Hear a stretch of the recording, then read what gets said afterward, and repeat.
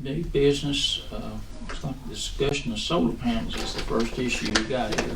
I will hand the floor to you guys for. I'm going to take it. You start. Okay. I always try to be proactive, and you see these solar panels going up more and more all the time.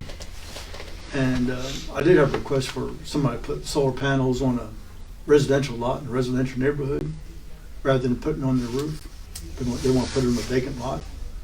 Luckily, it was in a floodplain, so we're not allowed to put it in the floodplain. But I just got to thinking that we don't have anything in any of our regulations on solar panels at all. I don't know whether you Towns have it. So not in our specific area of the woods. I did prepare. This is out of Red Bank, which is a bed home community of Chattanooga. So I'll go ahead and give these to you guys for you guys to keep these and look at these. But this is an example of theirs. This covers this house implemented ones, and then as well as ground services. So, and then you guys can have a copy if you guys want to look at that. Okay. But anyway, so I brought that for you guys to look at. I didn't really know exactly how we wanted to approach this, but that's something at least you guys can look at that covers, but kind of all three areas of solar panels, and we can tweak that to however that fits Rogersville. But because my thoughts on Rogersville was in residential areas in R1, 2, and 3. For me, I would only allow them on roofs. I mean, we've even allowed them in the historic district on roofs because they're not going to take away from anything. But but in residential, only on roofs. And then for the other districts where they would have to have a fence around them and maybe a buffer where you can't be seen from the road. But that's all I wanted to do with it. Steve and I have been talking about, when the issue came up, and kind of looked at it and said, well, I think you can do anything you want at this point as long as it doesn't run afoul of something else. But the state authorized a legislature in 2023 a advisory commission report, and they've put that out, and a lot of data in it, different competing, discusses the pros and cons and the balancing of different things with zoning, obviously.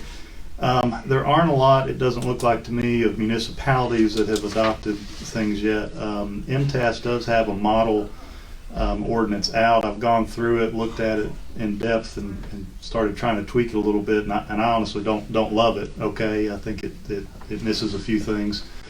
But basically you're looking at two different types of issues. One is the utility scale. That's where someone comes in and puts a solar farm in, and lots of regulation on that. Most ordinances, and I've looked at some in other states even, you really have to have some stuff in place there, and large acreage, setbacks, doing things to minimize the visual, glare, other things like that come into play that you really don't think about. And then decommissioning it, which there is state law on. There are tracts of land within the city that could, in theory, even under most ordinances with the acreage limit, be used for that, and other things to consider would be slope. But then the other side of that's what Steve mentioned, and that's the just non-utility base, where you're just using it to supplement your home in some way. And most places don't have an outright ban on it, especially thinking how the future they may integrate and be more. But what they really divide it in is to the home-based ones and then ground-based. And most ground-based ones, you want to at least consider setbacks, visual barriers, other safety codes, and that type of thing. So it's fairly new, but I agree with Steve. We probably need to think about putting something in place, and I'm sure other people will be too. Especially if you think about it, you could have a vacant lot in town and somebody come in and put in 15 ground-based solar panels right beside a home and not have to have any visual barriers, no setbacks, anything with what we've got at this point. Can you only, is it legal to only zone them to residential only and zone them out of commercial? As long as it's not arbitrary and capricious, I think you could. Okay. But it doesn't look like most people are going that restrictive at this point. Okay. And if you just get into saying straight nothing on residential on the ground, and some of it you got to know what's available out there and what may be available. I mean, there may be smaller units that people very well may want to put in, that could be very reasonably done, and if we just say nothing in residential, that would be Yeah. prohibited. So I think it needs some thought, and maybe look at what others are doing. Okay. Well, things I never really even thought about. Yeah.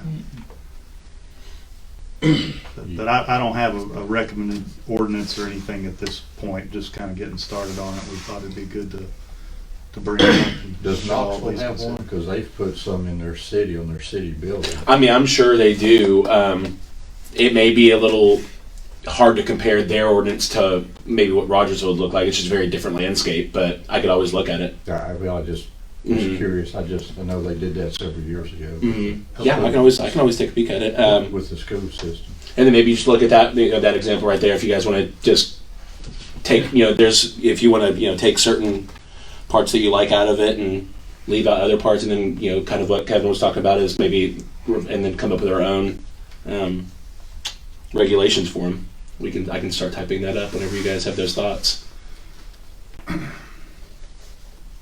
And, a lot of the bigger, there's a lot of thought going into these, the ones I have seen, and, if you go on the city websites and look, people want to help supplement energy. We just had the request to cut back and the blackouts with potential with colder weather and that type of thing. So a lot of these places have that in mind when they're passing these, that, in the future it will be helpful to be able to supplement in some way. We just got to balance that with especially in residential, as to how you would want that to work. Right. Of course, some of that, if you can put it on your residential home, you got to get approval of TVA. If you're going to use it or feed it back on the grid. I think only if you're gonna feed it back. Yeah, feedback in the Yeah. grid's different. That's the utility scale we're Right. talking about. Most places they call it an integrated system when you can't tell it's on the home, it's built into the shingle, whatever like that. Yeah.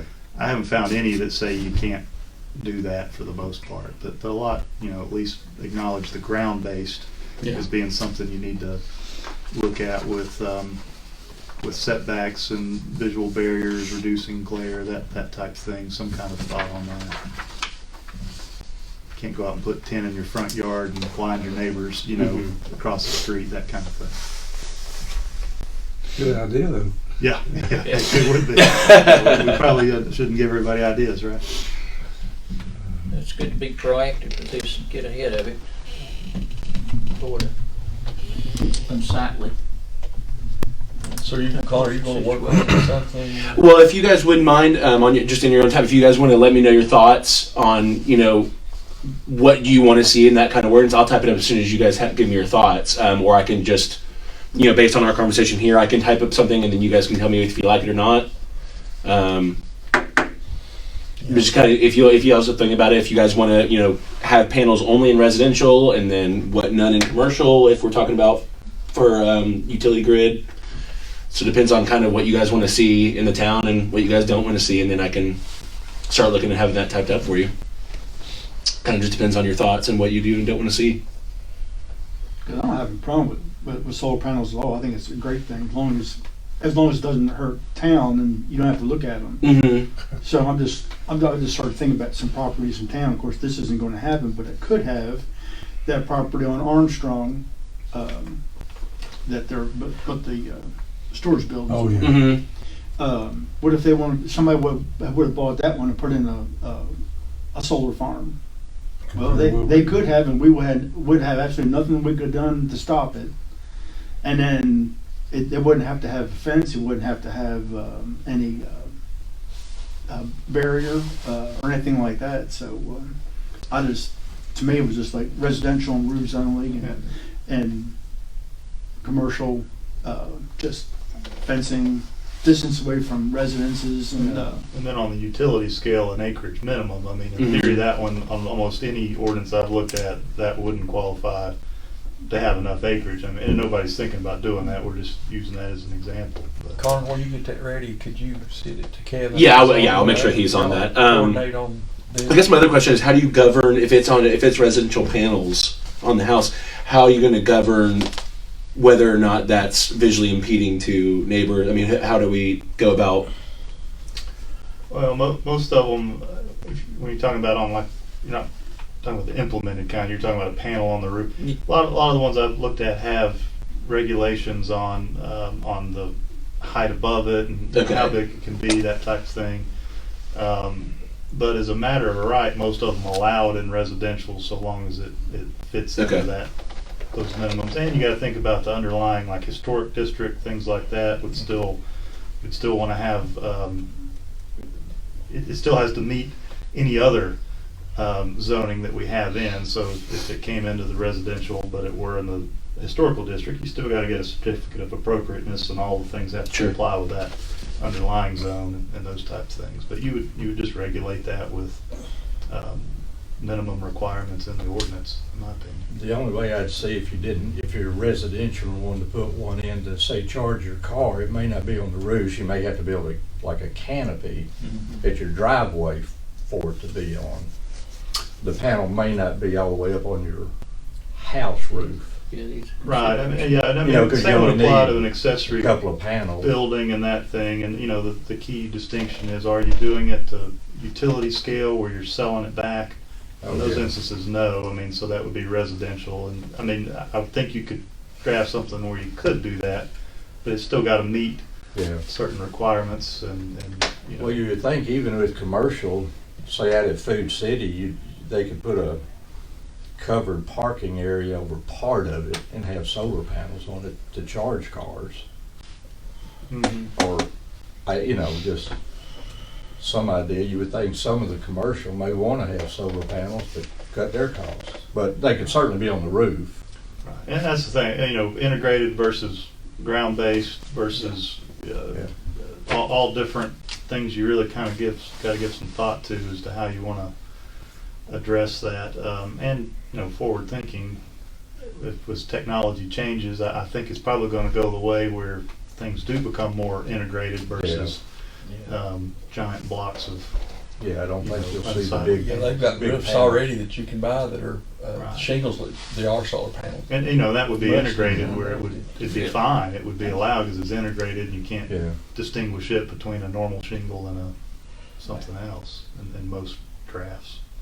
But yeah, if you guys will let me know maybe your thoughts over in the next week or 2 weeks, just shoot me an email, and I'll look over it and kind of see each of your individual opinions, and I'll have that kind of just put it as a draft, and I'll send it out to Kevin, and we can discuss it maybe at our next meeting and see, if that's something you guys can agree on, and then we'll move from there.